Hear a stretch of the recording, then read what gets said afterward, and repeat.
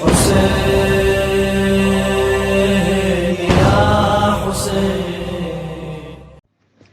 السلام علیکم۔ ملکی اور غیر ملکی تازہ ترین خبروں اور کرنٹ ایشوز سے باخبر رہنے کے لیے دیکھتے رہیں کے news channel international. Breaking news سے آپ کو آگاہ کریں گے۔ کراچی اورنگی ٹاؤن تھانہ اقبال مارکیٹ کی حدود میں ہوا گوٹ 9 محرم الحرام کی وجہ سے شراب خانے بند ہیں، لیکن یہ ندیم نامی اور شمیم نامی شخص شراب خانہ اطراف میں کھلے عام شراب فروخت کر رہا ہے، جبکہ یہ ایریا تھانے کی حدود میں آتا ہے۔ متعلقہ تھانے کا کوئی فرد یا ارد گرد نظر نہیں آ رہا، جبکہ شراب بیچنے والا شخص خود کہہ رہا ہے کہ وہ تھانے سے لایا ہے۔ محرم الحرام میں بھی شراب فروخت ہو رہی ہے، اس کے ذمہ دار کون؟